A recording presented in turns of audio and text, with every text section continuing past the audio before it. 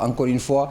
ñu fas yéene ànd ak yéen ci wàllu tas xibaar ci tolluwaay réew mi moo xam it wala bitim réew ni ñu koy defee saa su ne tey jii nag ci soir d'info ñaareelu partie bi dañ ko jagleel wàllu tàggat yaram gannaaw bi nga xamante ne Sénégal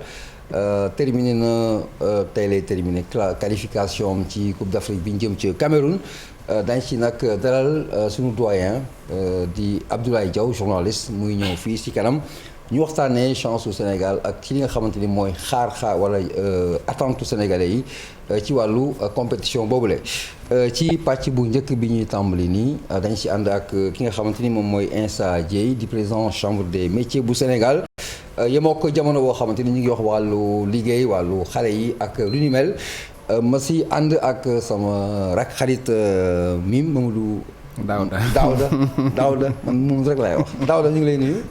maa ngi lay fay Papis. moom sama turu papa la grave. benn la am benn problème. Mamadou Daouda benn la. voilà benn la di la fay di am mbégte encore une fois teew fii. jërëjëf alors président laa koy wax Insa Dieye ñu ngi lay nuyu. jërëjëf Papis ñu ngi lay nuyu di nuyu aussi Daouda mi nga xamante ne yàlla def na moom laa bokkal plateau bi. mais ngeen may également ma nuyu l'ensemble des artisans du Sénégal. waaw ñu leeral na yow yaay président chambre des métiers di jiite artisans yi yëngu ci réew mi. alors lan moo waral li nga xamante ni moom mooy seen yëngu-yëngu rawatina ci jamono ji ñu toll ci wàllu mbas. waaw jamono ji nag vraiment artisans yi moom ñi ngi yëngu bu baax a baax chaque jour da nga leen koy dama koy seetaan nit ñi tamit ñu ngi koy gis à travers les médias ñuy wax bu ca jiitu nag mooy benn appui boo xamante ne dañ leen ko jagleeloon dans le cadre du programme de résilience. Le président de la République jëloon benn décision ne bëgg na jàppale les acteurs maanaam artisans yi ñi nga xamante ne ñoom la mbas mi laaloon donc ñu déclaré wu ne nañ leen may 25 milliards ci 25 milliards yooyu nag mu amoon benn avance bu ñu ci joxe woon mu toll ak juróomi milliards. léegi nag ña nga xamante ne ñoo baroon bénéficier ci loolu ñu toll ci 166 000 personnes bi ñu leen defee inscription yi ba pare. mais léegi nag après ñu joxe ci benn avance ndax juróomi milliards suñu ko joxee xam nga du mate 166 000 personnes yi bindu woon. léegi nag 30 000 ñoo war a am 30 000 yooyu am nag soo ko xoolee dafay mel ci 166 000 day mel ne goutte d'eau dans l'océan rek. ñaata la ku nekk war a am si xay ku nekk di nga am 150 000 francs artisan bu ci nekk di nga am 150 000 mais léegi nag ñi nga xamante ni. kon daal dafa mel ni li dal artistes yi moom moo dal artisans yi. voilà donc moom si wàllu tuutaayu koppar bi nga xamante ni moom la ñu jot. loolu la ndax ñi tamit ñun man sax jàpp naa ne koppar bi su fekkonte ne joxe nañ ko lépp kon dina am moins de bruit. mais dañ ko joxewul lépp ndax ñun dañu waxoon ne dem leen ngeen bindu ji ñu enrôlé 166 000 bi ñu enrôlé 166 000 li doon yoon mooy état bi génnee li toll ko njëgu 166 000 personnes yooyu yëpp bindu woon ñu jox leen ko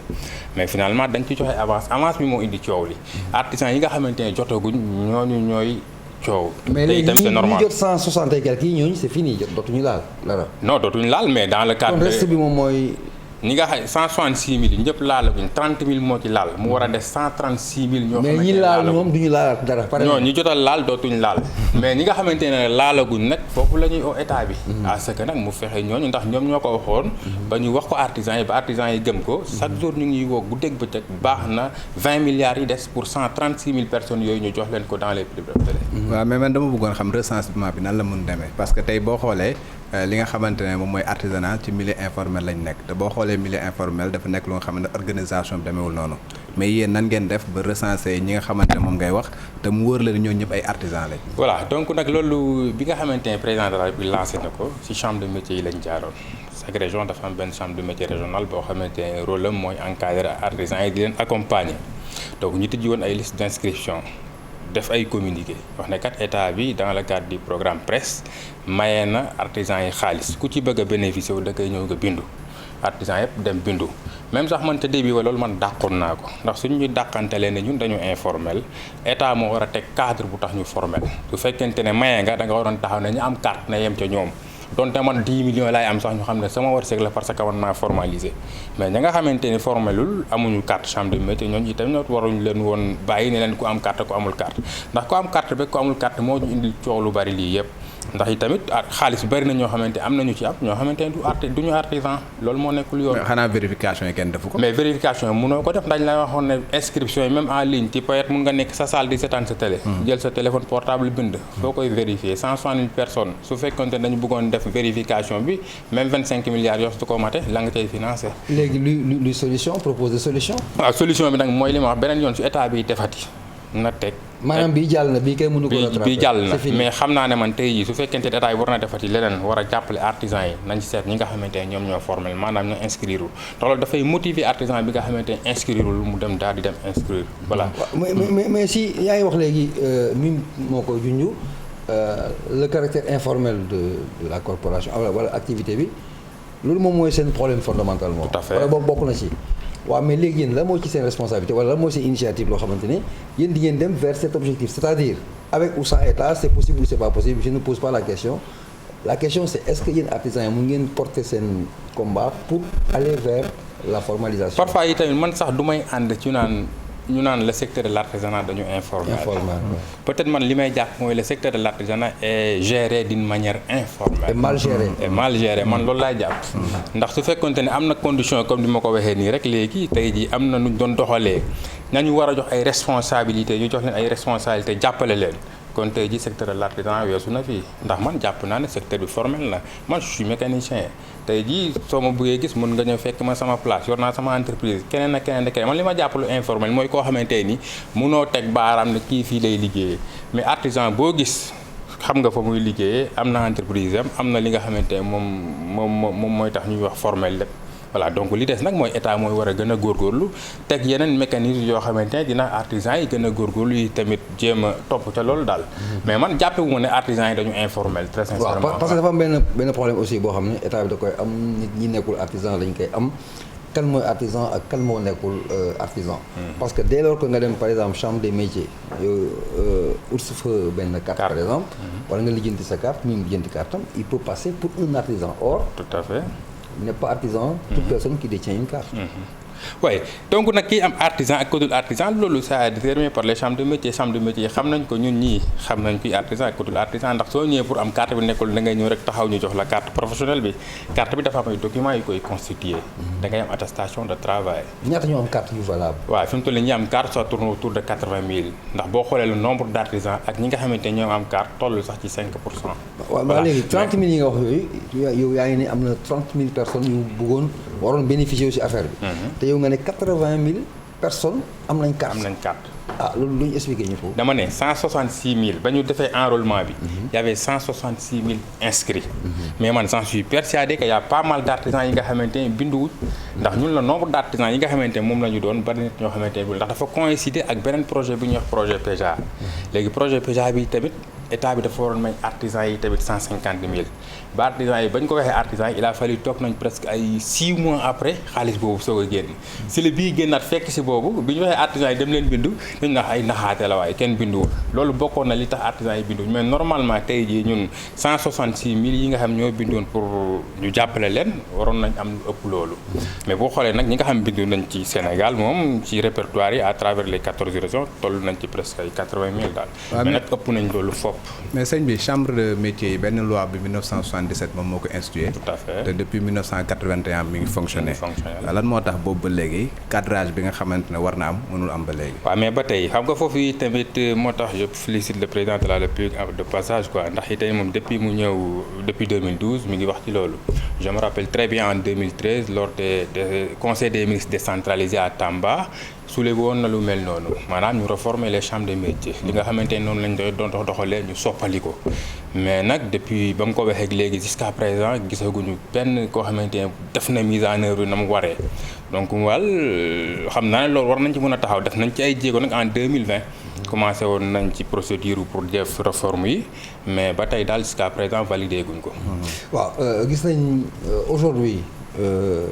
pour une première fois. En tout cas ci magistère u président Macky Sall ñu jox gëdd artisanat ci wàllu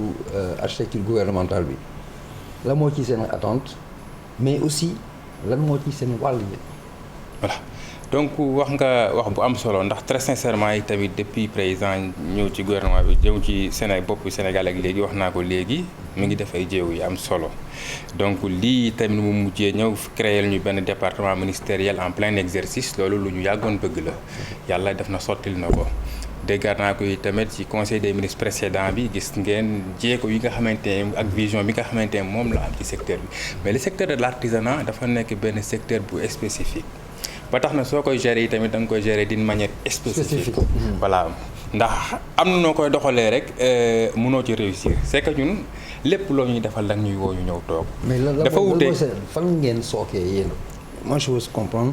artisans yi fan mooy seen problème loo xamante ni foofu ñoom ñoo fa tëddee. xam nga suñu problème principal xam nga wax nga manque accompagnement bi organisation l'État que le caractère informel ne relève pas de la responsabilité des artisans c'est l'État finalement on vous le concède mais fan la artisan sénégalais yi nekkee vraiment. suñu blocage principal mooy on a des chambres consulaires chambres de métiers yi nga xamante dañu amee responsabilités yu limitées ndax chambres yi ñoom ñooy encadrer artisans yi ñoom ñoo leen di accompagner mais dañu am ay responsabilités yu limitées tout le temps dañuy tëgg ay projets di ñu defaral te ñun du ñu yëg loolu moo ñu gën a sonal loolu moo tax le secteur de l'artisanat ba tey mënul développer wu et pourtant dañuy am ay propositions mais suñuy proposition léeg-léeg duñu koy jël en considération te itamit boo xoolee ñun chambre yi moom la itamit état bi am au niveau des régions donc nag foofu foog ñu xoolaat naka la ñuy def ba dooleel chambre yi mooy li ma wax léegi rek artisanat dafa nekk secteur boo xam dafay spécifique dafa wuuteeg yeneen secteurs yi yëpp mun nga utiliser technique standard yi nga xamante ne moom la yeneen ministères yëpp di utiliser mais su dee le secteur de l'artisanat da ngeen ñuy ñëw toog ñu ni neen ñu waxtaan wax leen li ñu bëgg voilà ndax itamit même le président li mu wax nii dans le cadre de l'emploi des jeunes yi ñu wax ni yooyu yëpp am nañ ci ay propositions yu yaatu comme yan dañu si may tuuti ñu maa ngi ñëw parce que dañu nekk ci phase de solution président voilà tout à am nañ ci ay propositions yu yaatu tax xam naa ne loolu su fekkee appliqué nañ ko mën nañ ci génne état le secteur de l'artisanat li mu mun a joxe ci wàllum xëy amul ku ko mën le secteur de l'artisanat moo nekk le secteur bi nga xamante ni fii ak une semaine mun na la créer gàtt 1000 jeunes léegi ñu jox leen kii ndax ñun ñoo xam métiers yi nga xamante c'est des métiers porteurs alors que mun nañ ko jàngal nit ki dans une semaine am na métiers yoo xam ne dans 6 mois am na métiers yoo xam ne dans 1 mois ci loolu ñun def nañu élaboré nañ benn projet boo xamante ne déposé nañ ko donc yi tey projet boobu am na 6 axes stratégiques yoo xamante ne moom la ñuy proposé état bi ci njëkk mooy existence bi nga xam am na ba pare maanaam ndaw yi ñu doon jàngal métier qualifié nañ am nañ seen diplôme ñi génnee nañ ci centre yi ñooñu la ñuy njëkk a seet naka la ñuy fexe ba jàppale leen ba ñu créer seen entreprise donc loolu ñooñu suñu leen doxalee mun nañ créer seen entreprise dina dox insha allahu rabbi mais man li ma bëggoon comprendre comme niñ ko waxee dañu ma ne am nañ ministère bu nga xamante moom mooy gérer affaire artisanat yéen ngeen nekk structure bi nga xamante ne loi moom moo ko tëral tout à fait depuis 1977 ngeen commencé fonctionner en 1981 mais léegi li may laaj est-ce que politique gouvernementale en matière d'artisanat ba nga xamante ne ministère moo koy def est-ce que yéen vous êtes associé ci conception politique yi nga xamante ne politique gouvernementale en matière d'artisanat ça reste nag loolu laa lay wax ni ça reste ndax ni ma la koy waxee nii le président joxe na instruction à ce que ñu defal ko ay propositions mais jusqu'à présent gisaguñ kenn ku ñu laaj ñu lan mooy seen xalaat le président li mu bëgg wax na ko. est-ce que yéen waru leen mën def ay projet yóbbu ko. ankay def nañu ay projet on a déposé def nañu suñu projet ba déposé nañu ko suñu ministère ba pare. projet boo xamante ne est-ce que boobaa léegi yéen rencontré ngeen par exemple ministre bi en question par rapport à votre. mais oui rencontré nañ ko ndax ba mu yàlla defee mu toog rek on a de très bons rapports on travaille ensemble. on a de très bons rapports ñu ngi waxtaan ñu ngi liggéey normal mais dañu war a gën a liggéey rek su ko defee moom itam mu comprendre voilà mu lan mooy lenteur bi alors lan mooy lenteur bi mu comprendre comme ni ma waxee rek le secteur de l'artisanat secteur bu spécifique la acteurs yi ñun ñooy secteur bi le secteur nous appartient ndax ñun yàllaa def na ñun ba nit ñi jógee di jàng ci école ñun ñoo opté woon ne dañuy dem ci atelier ya voilà donc loolu itam foog ñun ñu nangul ñu ko xam ne le secteur nous appartient ñun ñoo ko moom lu fi waaye di def ak loo am ay conseils techniques loo am ay directeurs yu baax loo am ay accompagnement xamal ne man je travaille pour les artisans mais de manière concrète gis nañu Sénégal dañu am li nga xamante moom mooy exode rural yi nga xamante ne dañuy jóge ci biir daal di ñëw fii Dakar gis nga dafay étouffé ñu gis ne également temps yi gis nañu phénomène de l'immigration clandestine yéen secteur artisanat lan la mën a def ba nga xamante ne ñaari phénomène yooyu dina ko mën a. wax naa ko sànq bi nga jiitu mooy fexe am ay chambre de métier forte tey jii su ñu amee des chambres de métier c'est juste des institutions comme ça mais je veux dire de manière concrète leen di téye. waaw lii ci ndaw yi mooy li ma lax tey jii bu fekkee am nañ chambre de métier forte dinañ mën a jox nit ñi ndaw ndax ndaw gi ci tey pour nga jox ko pour mu jox ko xëy foog mu am ci lu mu jàpp foog mu am. doo expliquer Sénégalais parce que wóor na ma am na ay xale yu seetaan ay jeunes qui se disent artisans wala dans les loolu mooy chambre des métiers. voilà donc chambre des métiers chambre des métiers Daouda wax na ko léegi. voilà Daouda bii wax na ko léegi que ñu ngi ko créé woon depuis 1977 mu fonctionnel en 81 voilà donc chambre de métier liggéeyam mooy orienter les artisans chambre de métier liggéeyam mooy fexe ndaw bi nga xamante ni amul benn orientation xamul fu mu jëm ñu seet nu ñu def ba proposer ko ay module de formation ba jox ko formation chambre de métier dafay accompagner ndaw ñi pour ñu financer leen mais duñu accompagner nag ndaw bi nga xamante ni amul benn formation pour mu financement duñu accompagner benn ndaw bu amul benn formation balaa ñu laa former balaa ñu laa financer utal le financement dañuy fexe accompagner la former la ba nga am xam-xam ba pare ñu def genre financement yi gars yi def financement saupoudrage yi nga xam juste nga cliquer en ligne rek voilà ñu financer la mais ku ñuy financer dañuy lay former ba pare te formation yi ñuy def yi tamit ça sera avec suivi ñu ngi liggéey bu am solo ci Sénégal ñaata chambre ñaata moo ci am ñaata pour ñu am idée. voilà donc idée bi moom nag mënuma ko expliquer mais xam nga chambre yi tamit sont autonomes mais tey jii indaalewuma comme quoi que ñaata nit ñoo bénéficier mais xam naa ne malgré on a des responsabilités financières normalement am na région Sénégal bu nekk war na benn chambre de métier mais ouais il y a 14 chambres de métier après il y a une union nationale dont je dirige quoi donc 4 régions bu ci nekk chef-lieu région ba fa la chambre de métier ba nekk il a son président avec le bureau voilà yi tamit ñu am union nationale bi nga xamante ne mooy instance de coordination des activités de chambre mais dañuy liggéey bu am solo à part ça yi tamit ñooy organiser yi tamit même les organisations professionnelles yi ngay gis à travers le Sénégal ñu ngi waaw daf ñu yóbbu ci link bi am entre l'artisanat et la formation professionnelle parce que gis nañ fii dans le cadre de ay programmes yu bëri ci wàllu formation professionnelle ñu koy taxawal dem sax parce que liggéey nañ ci un peu dem sax ay concepts yoo xam ne tekki ci réew mi maanaam pour éviter immigration clandestine bi et tout yaa ngi wax sànq le caractère informel du yéen seen responsabilité da nga koy imputer à l'État aujourd'hui lan mooy seen aujourd'hui ak contexte bi parce que contexte bi mooy prétexte su invitation bi aujourd'hui fi ñuy jógee nii ak si li ñu nekk nii lan mooy nouveauté bi entre artisans yi ak formation professionnelle ak formation. voilà donc yi tamit foofu yàlla def na am nañ ay rapports yu baax mais juste que dañu war a xoolaat rek yokk synergie d'action bi ndax man dama jàpp ne toute activité à soubassement artisanal loolu dañ ko war a confier ña ko moom mooy ñun artisans yi. parfois damay gis lu mel ne 3FPT ONFP ay yooyu yëpp dañuy def des activités yi nga xamante dañuy former ay nit ci artisanat alors que ñun duñ ko sax yëg te loolu yi tamit baaxul nit ñi dañu war a xam kenn ku ci nekk fa nga nekk nga xam ne la ngay exécuter loolu c'est l'argent de l'État du Sénégal donc ONFP moom la yor 3FPT moom la yor ñun tamit chambre de métier ñun loolu lañ yor donte yow da nga yor moyens ñun yoruñu moyens su fekkee yaa ngi def activité boo xamante ni pour artisan la war nga xool acteur artisan la nga impliqué leen ci donc foofu rek la ñu jot a xaw a am problème ñoom dañuy dérouler te ñun duñu xam sax li ñuy dérouler lan la duñ ci am benn notion duñ ci am benn gis-gis jafe-jafe bi ñu jot a am foofu kese la mais de toute façon yi tamit terewul ñoom ñi ngi jéem ñu ngi financer ñu ngi former ak yooyu daal mais baax na ñu gën a def synergie d'action chaque année ñu xam lan mooy seen programme d'activité annuel en ce moment yi tamit ñu mun a vraiment joxante loxo bu baax daal. waaw par exemple gis nañ ci benn structure par exemple bu mel ni DER ba nga xamante ne dafa yor xaalis bu nga xamante ne dafay financer ay projets est-ce que yéen mënu leen lëkkaloo nga xamante ne yéen dans le cadre de vos projets nga xamante ay projets yu dëgër la yu nga xamante ne former ngeen les gens am nañ xarañteef pour que ñoom ñu mën a exécuter ngeen dem lëkkaloo ak DER pour mën a financer par exemple projet yooyu. lu ma ko rëdd wax damay wax ci télévision. j'ai appelé le délégué général nanguwuma jël je lui ai envoyé un texto.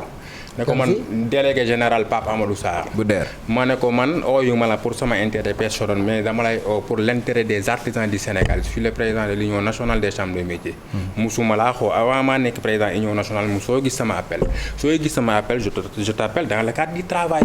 mais décroché wu ma kon kooku noonu nanguwulaa décroché en tant que délégué général donc man fan laa mun a jëlee. waaw mais dafa correspondance est-ce que dina correspondance officielle en tant que président de l'union des. déggoo li ma la xam nga fi toll nii. là ils sont obligés de dama lay léegi nag est-ce que jar na loolu yow ñu ngi la dénk àll nit ñi te yaa ngi def ay kii naan financé na artisan temps le président personne morale bu le secteur de l'artisanat woo la nga ne doo ko jël pour la. foo ko teg mais lim la wax aussi. mais noonu lim la wax aussi l'administration elle est écrite. d'accord naa léegi au moins woo nga ko jëlu la mais defal courrier avec accusé de réception. ba tey ba tey mën na ne mais nga xam nga fu ñu toll. ñun dañu war di joxante loxo ñun ñi nga xamante ñooñu ay responsable jiite structure yi. waaw mais waroo man bu fekkente ne man mënuma laa woo yow ñu bokk liggéey mi ngay financer samay artisan man may accompagner artisan ma woo la man jotuma la. tey jii man dootuma am sax confiance ci loolu daal en tout cas de toute façon xam naa ne idée boobu idée bu baax la ndax financement bi financement bu rapide la. mais ba tey des na. tey tamit dañu bëgg xam nga Sénégal li ñu gën a jafe mooy suivi ak évaluation d'impact loolu dafa am solo ci bépp investissement. tey jii finance baax na mais ka ngay financer mu am impact yi tamit am na solo. ndax suñu waxantee dëgg tamit der bi y a pas mal de jeunes yi nga xamante ne bénéfice dañu def détournement d'objectif te it tamit financement bi ñun artisans yi amaana yëguñ ci suñu bopp bu baax lu tax parce que dañu limite d'âge bi tey jii artisans yi nga xam am nañ seen entreprise yëpp ëppale nañ 40 ans. voilà donc nag soo ëppalee 40 ans mënoo sa jot y a problème te man je préfère financer un chef d'entreprise bi nga xamante ni kii c'est là un potentiel recruteur que ne ma financer benn jeune boo xamante ni dañ koy financer mu war a ñëw nag initier pour jéem a créer entreprise ak yooyu alors que su ma financer benn chef d'entreprise boo xam ëppale na 40 ans mun na suba mu recruter juróomi jeune wala juróom-ñaari jeune. mais léegi ci contexte bi par exemple autorités yi lan lañ def comme geste wala communication wala rapprochement ak yéen.